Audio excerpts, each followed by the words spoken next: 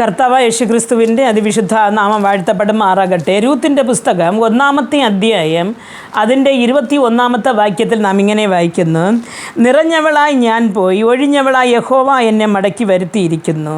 യഹോവ എനിക്ക് വിരോധമായി സാക്ഷീകരിക്കുകയും സർവശക്തൻ എന്നെ ദുഃഖിപ്പിക്കുകയും ചെയ്തിരിക്കെ നിങ്ങൾ എന്നെ നവോമി എന്ന് വിളിക്കുന്നത് എന്ത് എന്ന് കാണുന്നു. പ്രിയ ദൈവമക്കളെ, നവോമിയെ പറ്റി നമുക്കറിയാം.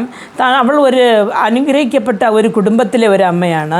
എന്ന് പറഞ്ഞാൽ അവൾക്ക് ആരോഗ്യമായ ഒരു ഭർത്താവ് ഉണ്ടായിരുന്നു, സ്നേഹമുള്ള 2 ആൺമക്കളുണ്ടായിരുന്നു. അങ്ങനെ സന്തോഷമായി അവളുടെ ജീവിതം മുമ്പോട്ട് പോകുകയെ താമസിച്ചിരുന്ന നാട്ടിൽ ചെറിയൊരു വളർച്ച ഏർപ്പെട്ടപ്പോൾ അവൾ അന്യരാജ്യമായ മോവാബ്യ രാജ്യത്തിൽ പോയി അവൾ ഉപജീവനം നടത്തിക്കൊണ്ടിരുന്നു. അങ്ങനെ ഇരിക്കെ തൻ്റെ ഭർത്താവും തൻ്റെ മക്കളും തന്നെ വിട്ട് എടുക്കപ്പെട്ടു. അങ്ങനെ ഈ നഹോമി ഒറ്റയ്ക്കായി. അപ്പോൾ ഒറ്റയ്ക്കായി ദുഃഖിതയായി തൻ്റെ മൂത്ത മരുമകളോട് കൂടെ തൻ്റെ സ്വന്തം നാട്ടിൽ വരികയാണ്. അവിടെ വെച്ച് അവർ നവോമി എന്ന് വിളിച്ചപ്പോഴും നിങ്ങൾ എന്നെ നവോമി എന്ന് വിളിക്കുന്നത് എന്ത് എന്ന് കഴിഞ്ഞ് ഞാൻ അത്ര ദുഃഖം അവൾക്ക്. കാര്യം എന്ന് പറഞ്ഞാൽ അവളുടെ ജീവിതത്തിൽ എല്ലാം ഉണ്ടായിരുന്ന് നല്ല അനുഗ്രഹമായി അവൾ സന്തോഷമായിരുന്ന ആ ഒരു നിമിഷങ്ങൾക്ക് അത് മാറായിട്ട് ഇന്ന് അവളുടെ ജീവിതത്തിൽ സംഭവിക്കുന്നത് അവൾ കണ്ണുനീരിൻ്റെ താഴ്വരയിലാണ്. പ്രിയ ദൈവ പൈതലെ, നമ്മുടെ ജീവിതത്തിൽ നാം ചില സമയങ്ങളിൽ ഇതേപോലെ ഒരു ഒറ്റപ്പെടുതലിൻ്റെ ഒരു ജീവിതത്തിലേക്ക് നാം കടന്നു ചെല്ലാറുണ്ട്.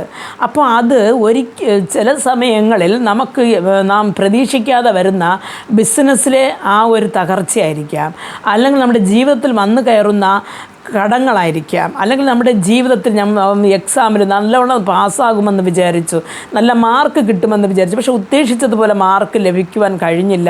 ആ ഒരു വേദനയായിരിക്കാം. അല്ലെങ്കിൽ മക്കൾക്ക് കല്യാണമായി, അല്ലെങ്കിൽ എനിക്ക് കല്യാണമായി, എനിക്ക് മക്കളില്ല എന്നുള്ള ആ ഒരു എന്താ പറഞ്ഞാൽ കല്യാണം കഴിഞ്ഞാൽ എല്ലാവരും പ്രതീക്ഷിക്കുന്നത് ഒരു കുഞ്ഞിനെയാണ്. അപ്പോൾ ആ ഒരു കുഞ്ഞ് കിട്ടാതുള്ള ആ ഒരു വിഷമം, ഇങ്ങനെ എന്തിലാണ് നിങ്ങൾ വെറുമയായിരിക്കുന്നത്? എല്ലാവരും ജീവിതത്തിൽ ഉണ്ടെങ്കിലും പലപ്പോഴും ഒറ്റപ്പെട്ടു പോകുന്ന ഒരു അനുഭവം, സ്നേഹിക്കാനോ സ്നേഹിക്കപ്പെടാനോ ആരും എൻ്റെ കൂടെ ഇല്ല എന്ന് അറിയുന്ന ചില നിമിഷങ്ങൾ, ഇങ്ങനെ പലവിധമായ ദുഃഖങ്ങളിൽ കൂടെയും ഒരു തനിച്ചാക്കലിൽ കൂടെയും മനുഷ്യൻ കടന്നു പോകാറുണ്ട്.